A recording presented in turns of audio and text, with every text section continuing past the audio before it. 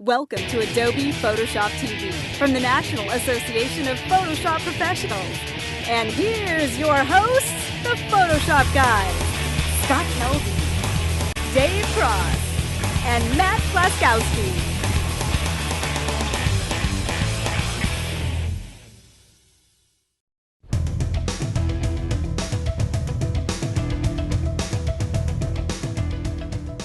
So I mentioned that it's going to be how to create an abstract thingy, which is the only name that I can think of to call it. So let's go ahead and start here. I'm going to create a brand new image. Honestly, it can be any size you want it to be. I'm going to do 1024 by 768. Let's go ahead and let's start off with creating a gradient for our background. So I'm going to set my foreground color here to kind of a not dark, but kind of medium dark blue color here. And then I'm going to set my background color to more of a lighter blue. And I'm going to click on that swatch. I'll grab that blue and then just maybe move it over here, lighten it up, and add a little bit more cyan into it. I'm going to take my gradient tool. I'm going to use the linear gradient. I'm just going to drag from one end to the other end of my image here. The next thing I want to do is I'm going to create a shape here. So I'm going to use my shape tool to do it. And I'm going to use the rounded rectangle. And then I'm also going to press D and X to set my foreground color to white. I'm going to take that rounded rectangle tool. I'm just going to click and drag and make a rounded rectangle. Then I'm going to use one of these little options up here in the options bar. You can see here there's one called subtract from shape area. So if I select that, and if I were to click and drag, I'll even do it now. Watch what happens. See what it does is it subtracts the shape I just drew from the original shape, and it just leaves you with one shape layer, which is very cool because now you don't have all these different shape layers floating around. Well, we're going to take that a step further here, and I'm just going to subtract most of this shape. I'm going to use my spacebar key to tuck it up close here. I want it to be thin there, and I want it to be a little thicker on the right-hand side, and that's the shape I'm left with. Now what I want to do is free transform this shape. So I'm going to zoom out a little here so I can see all my free transform. I'm going to press Control T, and that's Command T on a Mac. It goes into free transform. And if I hold down the Control key, I can pull this side out. See what's happening there? I'm starting to skew and transform this image. So I'm going to pull that out, and I'm going to bring it over to the side here. And let's hold down the Control key once again, and pull that part out just to about there. And really, these settings are not written in stone. The whole point is it's abstract. You're supposed to do what you want. Then I'm going to duplicate this layer, Control J, and use my Move tool, and let's move it up a little bit here. Once again, go to Free Transform, and let's maybe, you know what? Free Transform, let's flip this one. Let's make it point upward. And I'll drag it a little closer to the first one. Hold down that Control key again, and we'll kind of bring that one off to the side. And then I'm going to duplicate one more time, and we'll use the Move tool. We'll drag this one right here. Let's zoom out. You can always press Control 0 so you can see all the shapes there. Press Control T for free transform, and what I want to do here is kind of just bring this one so it just goes out the top, and hit Enter. Now I've got my three shapes, and there's a couple things you can do to this to really start bringing all these different shapes, kind of make them come to life, and that is change the blend modes. So I'm going to leave the bottom one as white. I'll just drop the opacity a little. I'm going to take the next one. I'm going to change the blend mode to soft light. Soft light is kind of the magic blend mode for this, but I encourage you to try all the other ones. Overlay, color dodge work pretty good, but soft light I find works good, especially with these colors. And then I'll change the other one here. We'll change that one to soft light. So now you can see we start to interact with the background a little bit. It starts to show up darker and lighter depending on that gradient. Next thing we want to do is create a couple of more shapes here. I'm going to create a new layer right above the background layer. And I'm going to press D again to set my foreground to black and white. I'm going to grab my gradient tool, and this time I'm going to use the one here. It's second from the right-hand side. It's called Reflected. And use that gradient, but watch what happens. I'm going to click and drag it onto my image. And as I click and drag it, every time I do it, it resets the gradient, no matter which way I drag. But if I change this blend mode, and I go down and I change it to difference, watch what happens here. See that? Now I'm starting to get some really crazy, really abstract effects with whichever way I drag it. Each time I drag it, I'm adding to that effect. But there's more to it because right now, well, it still looks black and white. We want it to match the color of the background here. So what you do, come here and just go down to soft light. And now you see, we start to see darker blues and lighter blues throughout. It's a little bit harsh, so I'm going to hit it with a Gaussian blur filter. And you don't want to go too far. You still want to see some of those lines here. You just don't want them to be too harsh. So you want them almost to look like little highlights and shadows throughout there. So maybe I think about 30 is going to work perfect for this image, and we'll hit OK. Next, we need to make a couple more shapes. So I'm going to go to my shape tool. This time go to the custom shapes, and in the shape picker, you want to click that little right pointing arrow up here and load all your shapes. And once you do that, as you scroll down through the shape picker, the one that I want always hides from me. It's inevitable, but I think I found it. Here we go. This kind of rounded one with the punched out center. So again, set your foreground to white and just click and draw your shape right onto the canvas here. Go into free transform, and let's go ahead and we'll skew this guy. Make him look add a little bit more perspective to it. There we go. And I want to bring that in. There.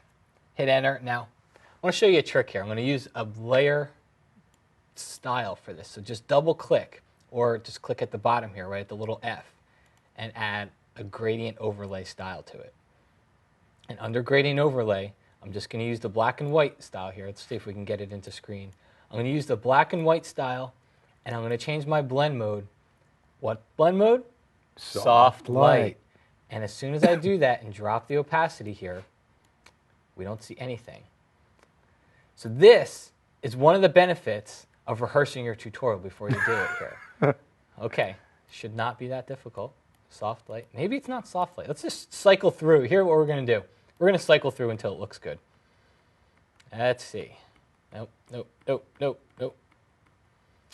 I think, there we go. Let's go ahead with exclusion. Exclusion is looking all right there, so I'm going to keep that one. And then I'm going to change the actual layer blend mode, again, soft light. And now you can see how it starts to interact with the background here. And that might have been where I went wrong. That might have been. So let's go back here, and I'm going to change that to soft light as well. Okay, that looks sweet. Better. There we go. So it was soft light. It was soft light. It's just you have to change the layer to soft light. I should have done that first. So learn from my mistake here. Change the layer blend mode to soft light as well. The other thing is, and I didn't do it when I had this open, but I can change the way that gradient overlay looks here. So it's a huge dialog box. I can change the way it looks just by changing the angle. So you can see I can reposition where the white and where the black is going to. So just change that angle. Now here's a very cool trick. Duplicate the layer.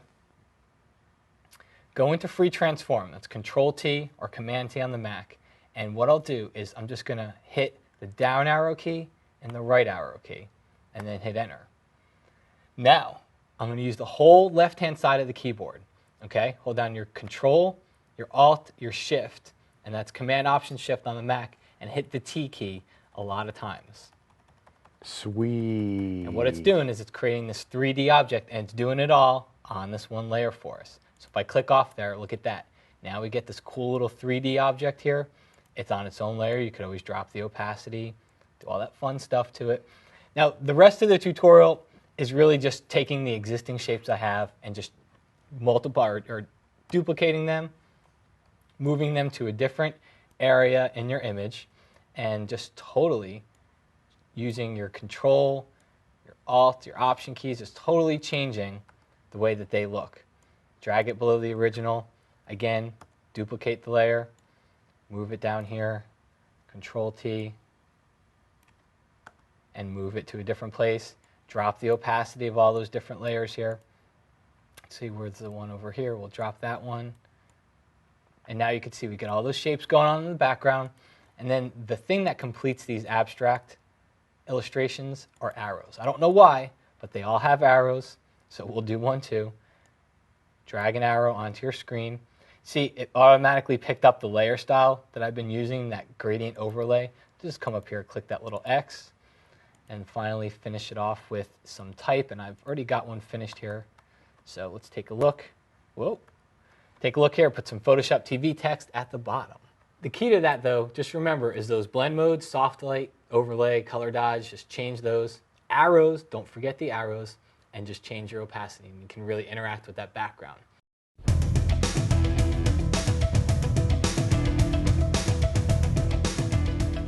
So, having said that, let me share with you my tip, which is another take on the old turn your photo into a sketch kind of a thing. So it's just a different way to do it.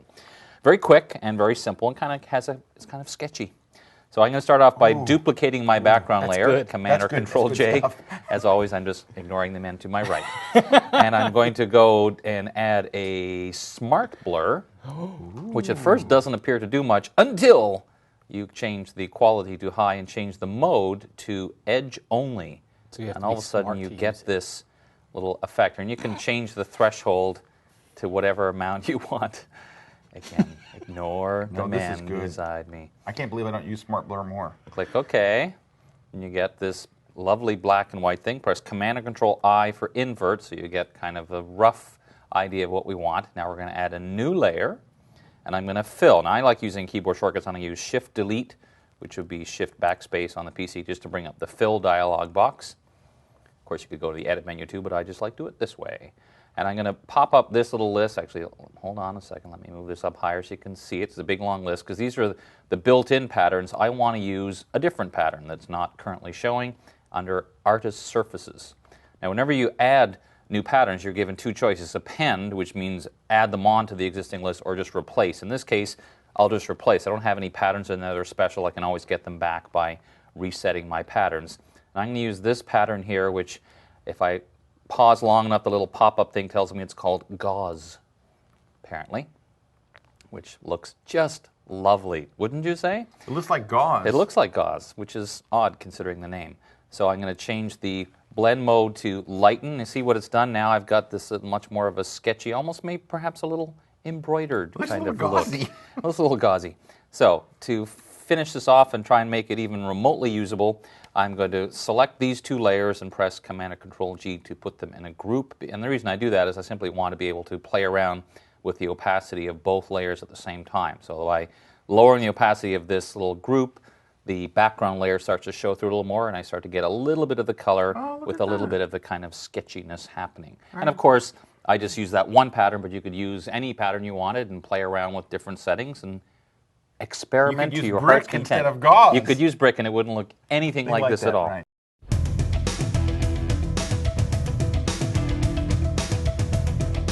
I brought a tip for you. It's a series of tips on Camera Raw. Here they come. Little known. I like to call them little known tips on Camera Is that Raw. because you made some of them up, or is it they all actually are? That's because nobody cares about these tips. That's why. These are the tips that no one cares about. All right. Actually, this first tip is kind of interesting because, you know, there's been multiple versions of Camera Raw since it came out. So this particular tip has to do with how the preview function works. Okay, so the preview function lets you see the changes that you've made. So let's go ahead and make some changes to this photo ourselves. We'll just go ahead and increase the exposure a little bit, and let's increase the contrast a bit too. All right, so we've increased the exposure and the contrast, right? So, and let's just go ahead and change the white balance. What the heck? Let's just switch it to, how's daylight look? Lovely. Okay, so we've made a couple little tweaks. So we've changed the white balance, we've increased the exposure, we've tweaked the contrast a little bit. All right. Now, I turned the preview off. You see what it looked like with the defaults, and here's after my tweaks. By the way, there is a keyboard shortcut, little known, Mr. Cross, by the way. You just press the letter P, and it toggles it back and forth. So, and you can see your little histogram change showing you the before and after. So we've made some changes there. Now, here's the weird thing. We're in the Adjust tab of Camera Raw. So let's say that now I go, all right, I want to increase the contrast, so I go to the Curve. All right. And let's go ahead and make a little curves adjustment while we're here.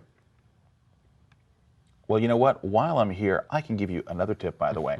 When you've selected a curve point, another little known Camera Raw tip, you can move these curve points, and honestly, it's much easier to do it with the arrow keys on your keyboard. The up arrow key moves, of course, the point upward. The down arrow key moves it downward. However, that's for some very fine, tuning. The Shift key, if you hold the Shift key on your keyboard and then do it, it gives you the bigger moves. So there you go, like that. So let's just say that you wanted to add some really extreme contrast, which is what we've done here. All right. the preview now changes. You would think that the preview, when you turned it off, would show you what the photograph looked like before you opened it, right? But it doesn't. It only gives you a preview of the changes that you've made in this particular tab. So it's kind of a cumulative preview. So you're seeing what it looked like before you went to the curve tab, but not before you started adjusting the photograph. So that begs the question, Dave. How would you see the original? There we go. You know what? Sorry. It's a tightly scripted show. You'll have to go back to image settings, and boom. That's what it. So if you want to see what it looked like before the adjust tab and before the curves tab, that's how you do it. See, it's little things like that that are little known, and that changed between, I think, Camera Raw 2 and Camera Raw 3, something like that. Okay, so there's a little preview trick, and let's go back to our custom, which is where we are right now. There we go. There's our changes. Now, this next one is just kind of a little bit of a usability change. Now, if you're working on images here, of course, there's all kinds of things that you can do. But let's just say that I'm working on these images and I want a bigger preview. Let's choose a wider image, though, instead of this one here. Choose a wider image. So I want to get a bigger preview here. If you have multiple images open in Camera Raw like I do here, if you double-click right on this divider line, if you just double-click right on it, it'll tuck right out of the way temporarily. Those photos are still open. You can still toggle through them using the little arrow keys right here. So they are still there. But you want to get them back, you just double-click. But it just makes for, when you're looking at a wide image, it just makes for a much better way to do that. All right, the next tip is, there's a number of ways to watch your highlights so you don't blow out your highlights when you're adjusting exposure and brightness. For example, there's the highlight warning up here. So if I were to drag the exposure too high, all the red areas say these areas have turned to complete white. There is no more detail there. You've blown out the highlights. So that's one way of warning it, and some people find that really annoying. I mean, it is a warning device, but some people find it crazy annoying. Another warning device is to hold the Option key on a Mac or the Alt key, and to just, as you drag, anything that appears is blown out. This is basically showing you that the red center of the neon there's not much detail there. It's just showing you that. And then the blue area is now blowing out, and now when it turns white, all of the colors are the RGB are all blown out. But there is another way that you can use sometimes.